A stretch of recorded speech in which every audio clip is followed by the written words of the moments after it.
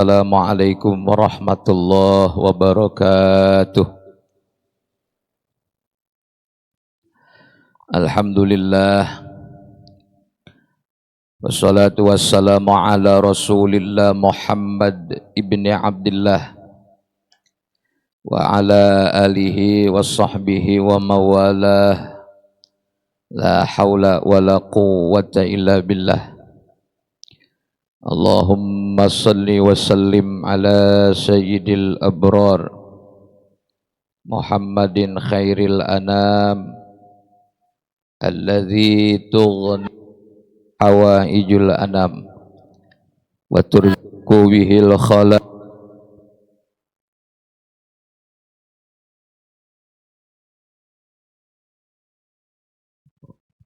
wa barik alaihi ya rabbi bi'adadi kulli malaikatikal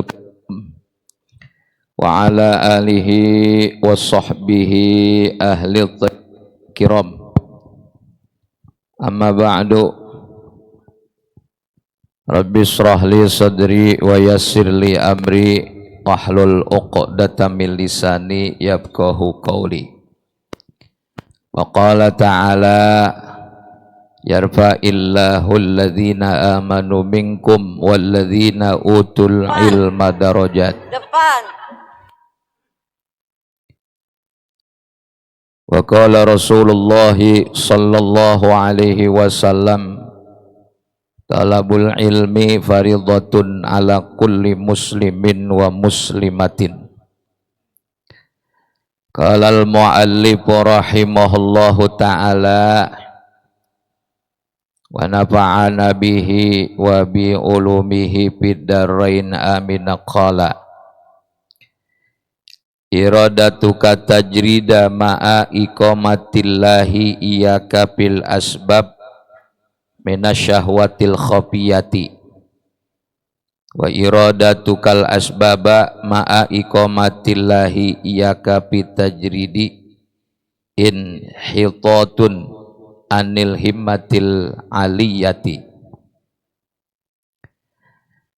Alhamdulillah, puja puji syukur kehadirat Allah subhanahu wa ta'ala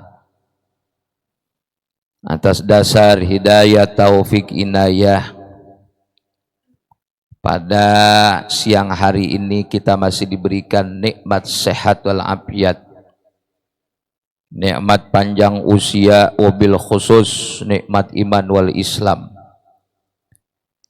sehingga dengan nikmat tersebut kita mampu hadir berkumpul di masjid yang mulia ini guna melaksanakan kewajiban kita sholat zuhur secara berjamaah, dilanjutkan dengan taklim. Mudah-mudahan Allah berikan kita ilmu yang manfaat, Allah tambahkan keberkahan di dalam kehidupan kita, Allah kuatkan iman Islam kita, Allah jadikan keturunan kita keturunan yang soleh dan solehah. Diri kita, keluarga kita mudah-mudahan dijauhkan dari macam bala, dari macam musibah, dari macam penyakit baik yang lahir maupun batin. Dan mudah-mudahan Allah wafatkan kita semua dalam keadaan husnul khatimah. Salawat beserta salam semoga tercurahkan kepada junjungan kita pemimpin alam, baginda Nabi besar Muhammad sallallahu alaihi wasallam beserta keluarganya, para sahabatnya, para pengikutnya yang masih terus istiqomah untuk melaksanakan sunnah-sunnah dan ajarannya. Mudah-mudahan yaumil qiyamah kita yang hadir dan seluruh umat Nabi besar Muhammad mendapatkan syafaatul uzma dari beliau baginda Rasulullah sallallahu alaihi wasallam. Hikmah yang kedua daripada kitab Hikam Imam Ibnu Athaillah As-Sakandari, berkata Imam Ibnu Athaillah, iradatuka tajrida, keinginanmu ingin tajrid, kemauanmu ingin tajrid, ma'a iqamatillahi iyaka bil asbabi, serta menempatkannya Allah engkau di makom asbab, padahal Allah sedang menempatkan engkau pada posisi asbab. Minasyahwatil khofiyati, merupakan syahwat yang samar.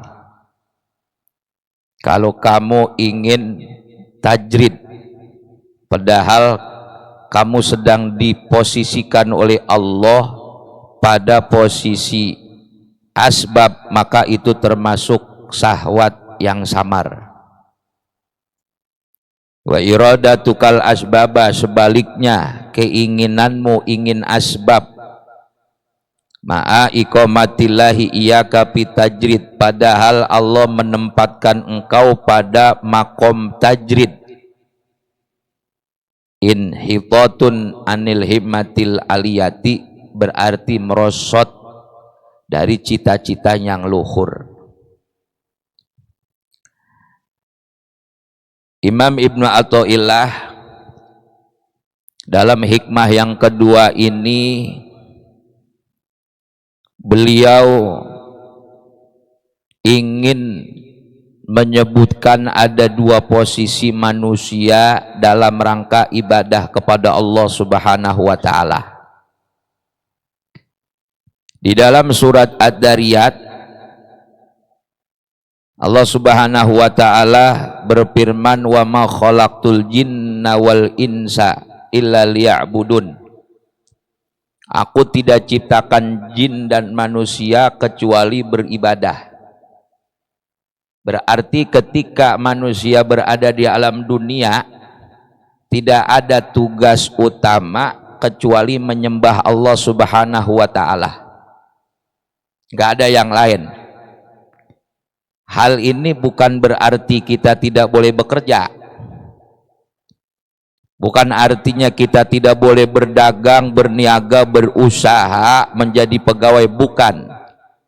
Namun kita harus sadar, tujuan kita di alam dunia ini hanya satu, yaitu menyembah Allah Subhanahu wa ta'ala.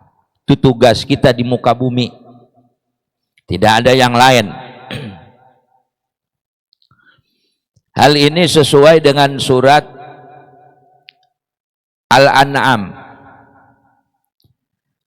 Qul inna sholati wa nusuki wa mahyaya wa mamati lillahi rabbil alamin, la syarika lahu wa bidzalika umirtu wa ana awwalul muslimin.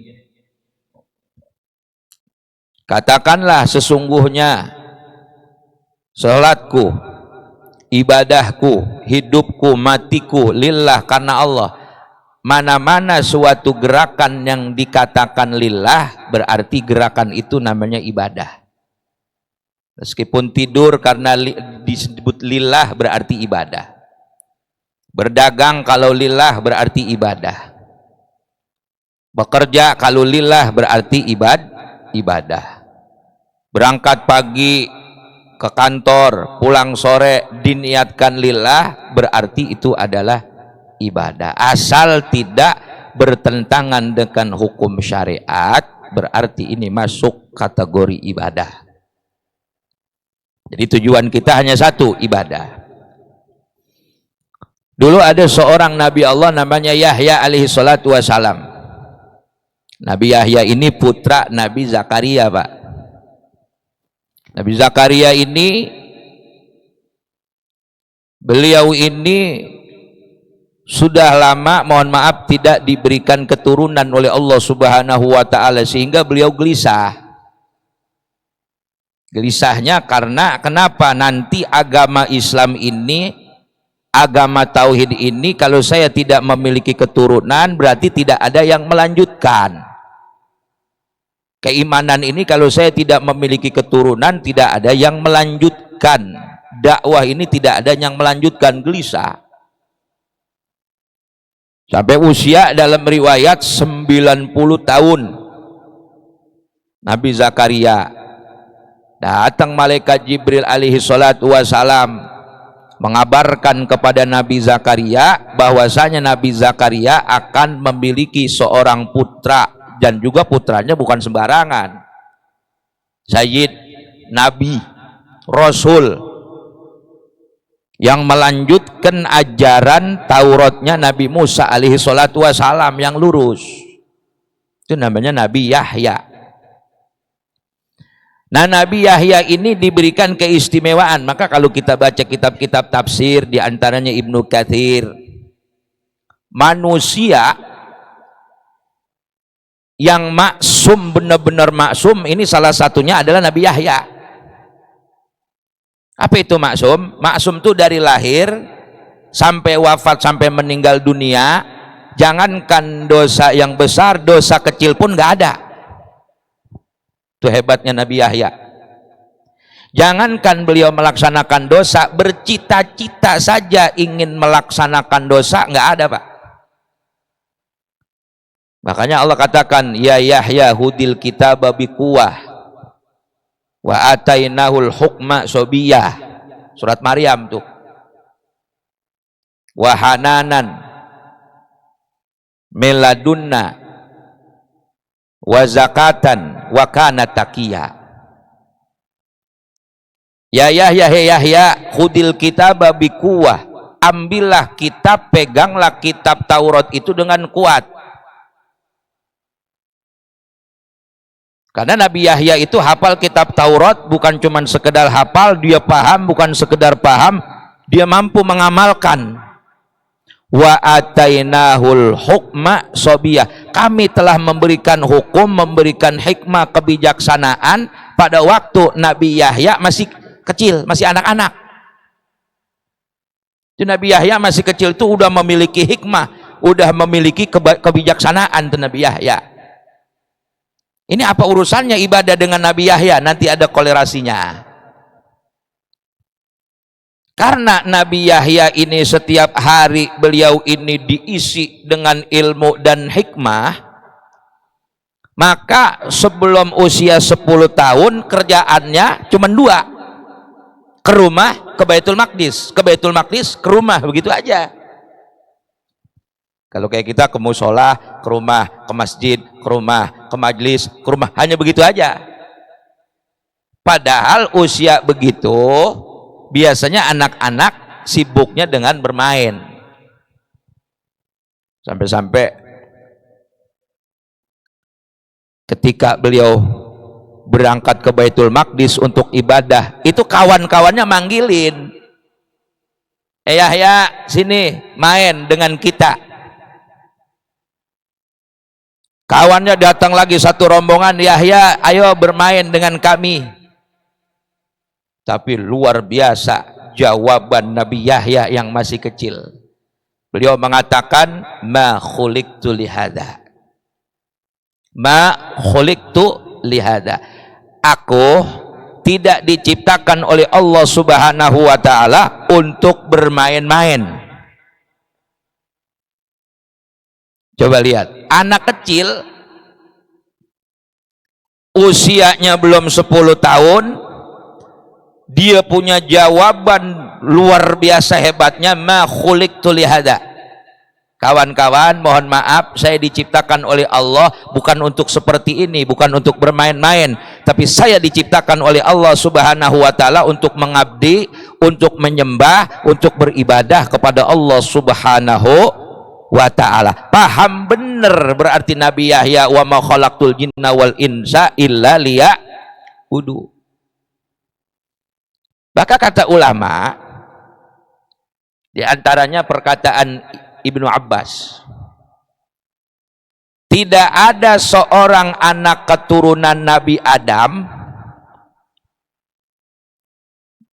yang tidak memiliki dosa, bahkan bercita-cita untuk memiliki dosa seperti Nabi Yahya. Biasanya umumnya manusia itu berbuat dosa dan memiliki cita-cita, kemauan untuk berbuat dosa. Tapi kalau Nabi Yahya nggak ada. Bahkan dalam beberapa tafsir, hasrat anak remajanya itu udah nggak ada. Maksudnya bagaimana nih hasrat? Biasanya umumnya anak remaja zaman sekarang ini naik kendaraan. Mohon maaf nih, ada lawan jenisnya dia pacaran. Nggak ada Nabi Yahya. Makanya kata Allah, wa atainahul hukma sobiyah. Kami berikan hukum, memberikan hikmah sobiyah dalam keadaan masih kecil. Tuh hebatnya Nabi Yahya. Semua gerakannya hanya untuk ibadah kepada Allah Subhanahu wa ta'ala. Selanjutnya, kalau kita memahami ayat surat Ad-Dariyat wa ma khalaqtul jinna wal insa illa liya'budun, ini bukan berarti kita semuanya itu harus beribadah, tapi yang kita rubah itu adalah niatan kita kepada Allah Subhanahu wa ta'ala untuk apa? Walaupun tidur kalau buat ibadah, maka ada sebagian ulama mengatakan daripada kamu melek lebih bagus kamu tidur. Kok bisa begitu? Kalau kamu melek mata bermaksiat kepada Allah, maka lebih abdolan tidur, karena tidur kamu tidak bermaksiat kepada Allah Subhanahu wa ta'ala. Nah, kesimpulannya yang berkaitan dengan hikmah kedua ini, karena tujuan kita adalah beribadah kepada Allah, maka ibadah itu perlu penopang ya. Jadi ibadah itu perlu penopang, perlu ongkos. Nah, dalam rangka menopang ibadah kepada Allah Subhanahu wa ta'ala, seorang hamba yang beribadah itu dibagi dua golongan.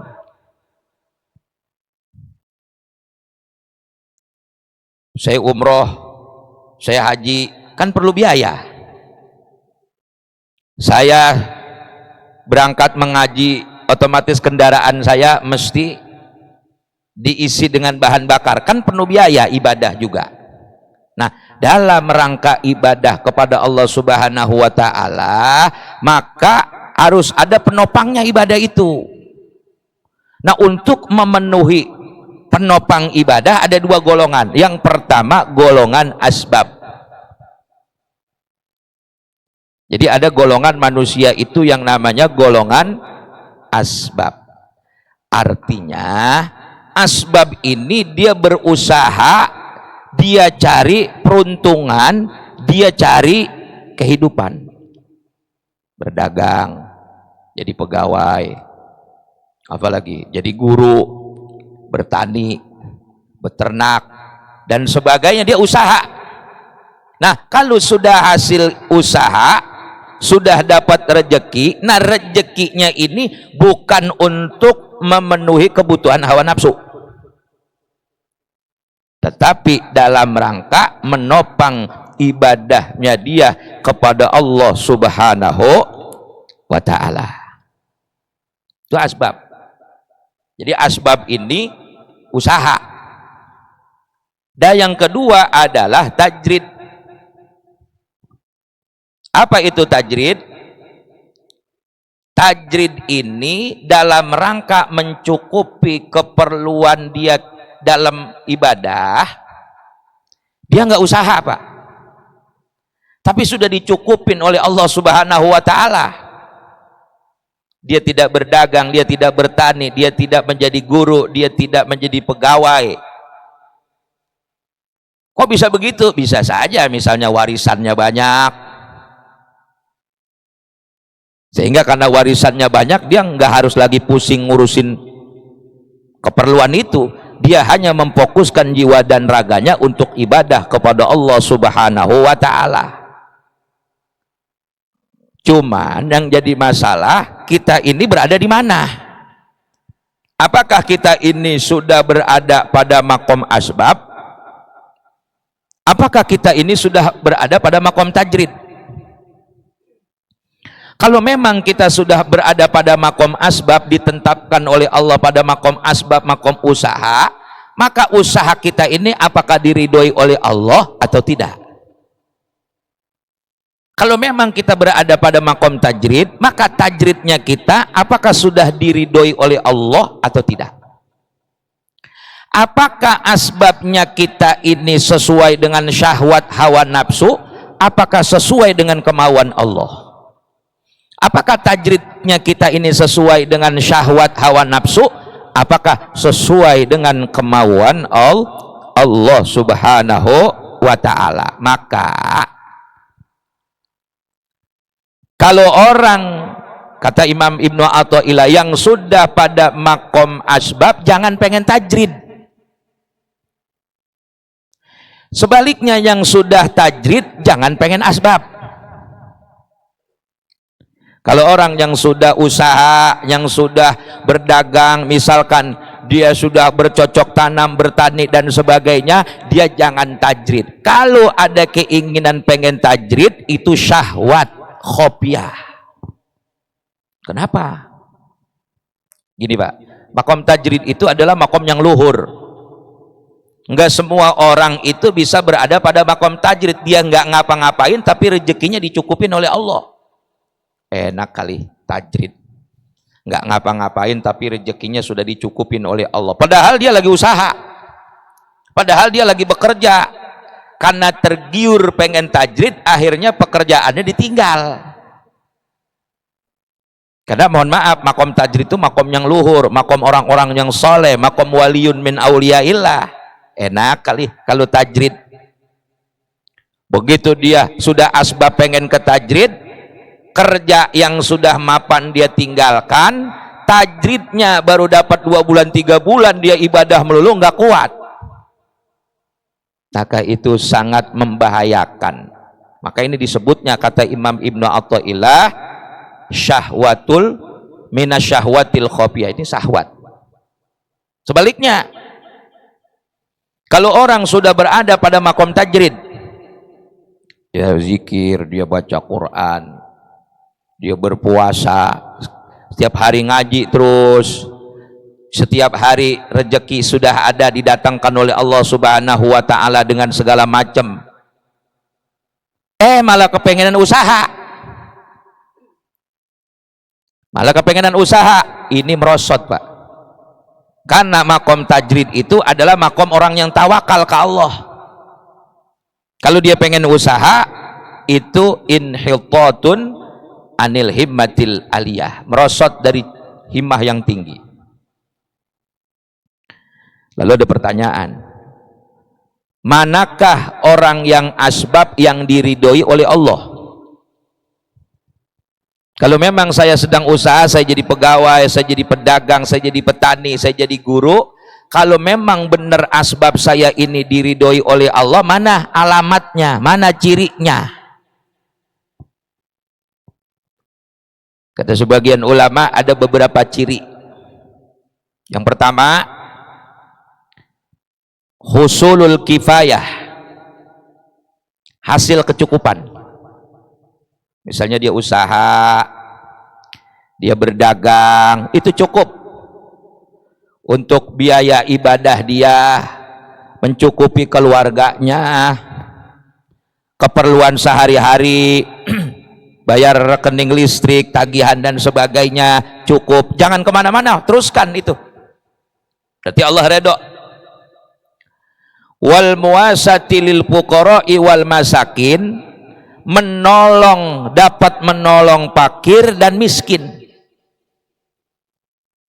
Setelah dia mencukupi dirinya sendiri, ada kelebihan harta dari hasil, mohon maaf, dari hasil dia dagang, dari hasil gajian dia dapat menolong fuqara wal masakin. Nah, siapa orang yang usahanya begini, berarti usahanya dia diridhoin oleh Allah Subhanahu wa ta'ala. Dia tetangga nih, mana tetangga yang susah, mana anak-anak yatim, mana orang-orang yang susah, yang fuqara wal masakin, dia tolong.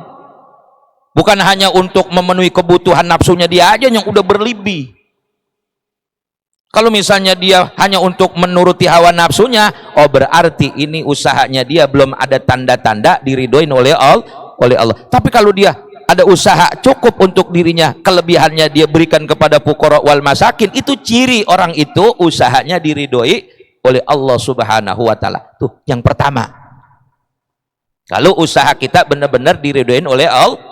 Kedua, la yulhihil asbabu an dzikrillah. Asbabnya, usahanya tidak membuat lupa untuk berzikir kepada Allah.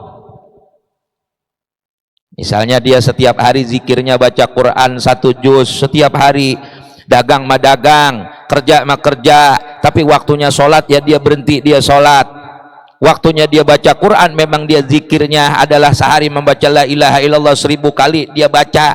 Memang dia sehari membaca sholawat 100 kali dia baca. Memang sehari dia membaca Al-Quran sebanyak beberapa ain atau beberapa juz dia baca. Itu enggak lalai. Ciri berarti itu usahanya diridhoin oleh Allah Subhanahu wa taala. Jangan kemana-mana.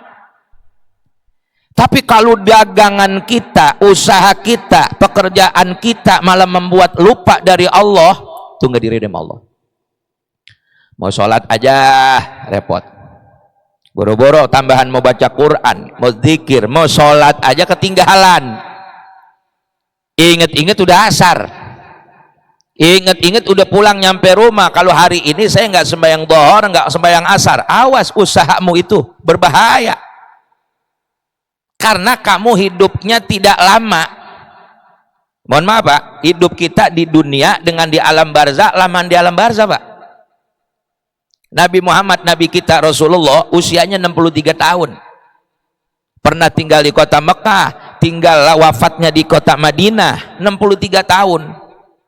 Setelah Rasulullah wafat sampai kemari, sudah lebih daripada 14 abad. Berarti Nabi Muhammad hidup di alam dunia sebentar. Lamaan di mana? Lamaan di alam barzah. Kita pun sama. Kita pun nanti lamanya di alam barzah. Di sini hanya berapa tahun saja. Ya syukur-syukur sampai 70 tahun. Syukur-syukur Pak. Kalau misalnya tenaga kita habiskan hanya untuk di sini saja, rugi. Makanya orang yang usaha diridhoin sama Allah, dia nggak lalai untuk zikrullah. Asbabnya, usahanya, memang sudah waktunya zuhur, dia berhenti. Memang sudah waktunya asar, dia berhenti. Memang sudah waktunya maghrib, dia berhenti. Memang sudah waktunya sholat subuh, dia bangun. Karena kalau secara hawa nafsu, pengennya tidur. Ngikutin hawa nafsu, tidur. Tapi kalau ngikutin Allah, jam 4 dia udah gelisah Pak. Karena dia gelisah sendiri, dia akan bangun, dia akan mandi, dia akan ambil wudhu, dia ambil sejadah, dia datang ke masjid. Karena dia tahu, saya cuma sebentar di sini, nggak lama. Yang lama nanti adalah di alam siapa orang yang usaha tidak lalai daripada zikir kepada Allah, berarti usahanya dapat redho dari Allah.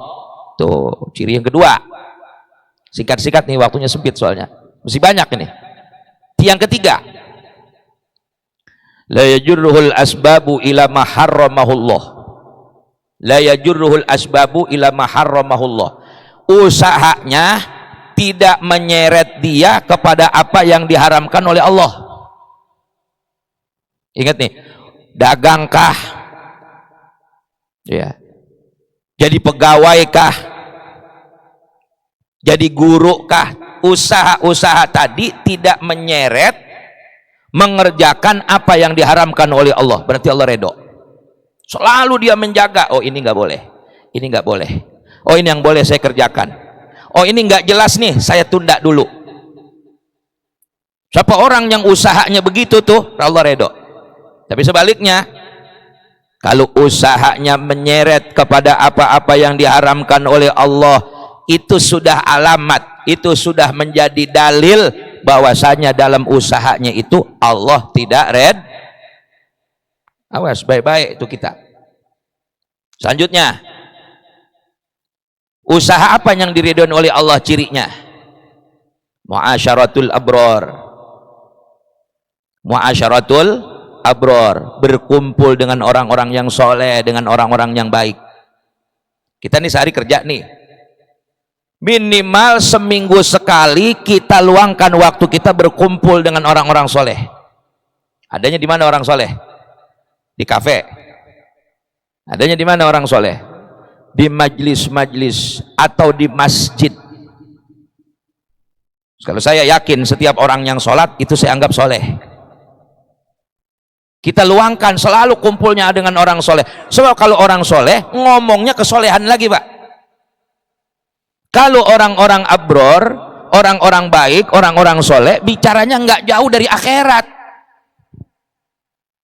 Nanti kita bagaimana ya kalau sudah meninggal? Begitu. Ente baca Quran udah dapat berapa juz? Ini bukan riak nih, hanya omongan kalangan mereka saja. Kalau ucapan itu didengar oleh orang yang tidak ibadah, kata orang yang ibadah, sombong lo, riak lo. Tapi kalau orang-orang yang soleh sudah biasa itu, watawassobil haq, watawassobis sobri, itu sudah biasa. Itu baca sholawat sehari berapa? Biasa itu. Walaupun tidak ada ucapan seperti itu, gerak-geriknya menunjukkan ibadah kepada Allah, menunjukkan takut kepada Allah. Sehingga Nabi mengatakan jalisul ulama wasailul hukama. Jalisul hukama wasailul ulama. Duduk sama ulama, bertanya kepada orang-orang yang bijaksana. Fa innal qalba yuhyi binuril hikmah. Hati itu bisa hidup dengan cahaya hikmah. Kalau di rumah kita nggak dapat hikmah, tapi kalau kita kumpul dengan orang soleh kita dapat hikmah. Kalau kita dapat ilmu hikmah, maka hati kita hidup. Kalau hati kita hidup, maunya sujud terus ibadah kepada Allah. Boleh usaha, boleh jadi orang kaya, silakan. Tapi jangan sampai tidak berkumpul dengan orang-orang soleh. Jadi kalau Anda usaha, lalu Anda biasa berkumpul, biasa berzikir, senantiasa menjauhkan dari perkara yang diharamkan oleh Allah, berarti usaha Anda dapat diridhoin oleh Allah. Jangan kemana-mana itu usaha. Selanjutnya, husulun niyat salihah, tercapainya niat yang baik. Bagaimana niat yang baik? Ketika saya usaha, dapat rezeki, saya punya niat yang baik. Niat yang baik tuh bisa juga niatnya untuk tujuan ibadah kepada Allah. Saya punya rezeki, saya mau umroh, baik nggak tuh niat? Saya kumpulin, saya mau berangkat ibadah haji. Oh, tahun ini saya pengen memberikan anak-anak yatim sedekah. Oh, tahun ini saya akan memberikan karpet di masjid. Hasil nggak niat yang baik tuh? Oh, kalau badan saya sehat, saya pengen melaksanakan sholat sunnah sekian rakaat. Saya ingin menghatamkan Quran beberapa kali. Husulun niat. Atau a'wanul muslimina, menolong orang-orang Islam dalam usahanya tadi. Kalau ada seperti itu, insya Allah usahanya diridhoin oleh Allah subhanahu wa ta'ala. Segini dulu, mudah-mudahan ada manfaatnya, dan kitanya hadir mudah-mudahan diberkahi oleh Allah subhanahu wa ta'ala. Al-Fatihah. A'udzubillahi minasyaitonirrajim. Bismillahirrahmanirrahim. Alhamdulillahi rabbil alamin, arrahmanir rahim, maliki yaumiddin. Iyyaka na'budu wa iyyaka nasta'in. Ihdinas siratal mustaqim. Shiratal ladzina an'amta 'alaihim ghairil maghdubi 'alaihim waladdallin. Bismillahirrahmanirrahim. Astaghfirullahaladzim. Falakal hamdu maulana ma'bud. Allahumma shalli ala sayyidina Muhammad wa ala ali sayyidina Muhammad. Allahumma inna nas'alukal huda wat tuqa wal afafa wal ghina warzuqna taufiqa wal hidayah. Allahumma inna na'udzubika min ilmi la yanfa'u wa min qalbin la yakhsha'u wa min nafsin la tasba'u wa min du'ain la yustajabu laha. Allahumma inna na'udzubika minal hammi wal hazani wa na'udzubika minal ajazi wal kasali wa na'udzubika minal jubni wal bukhli wal harami wa na'udzubika min ghalabatid daini wa qahrir rijal. Rabbin fa'na bima 'allamtana, Rabbi 'allimna alladhi yanfa'una, Rabbi faqihna wa faqih ahlana wa qurabati lana fi dinina. Rabbana atina fid dunya hasanah wa fil akhirati hasanah wa qina adzabannar. Walhamdulillahi rabbil alamin. Ini saja yang bisa kami sampaikan. Mudah-mudahan sedikit ada manfaatnya. Billahi taufiq wal hidayah. Wassalamualaikum warahmatullahi wabarakatuh.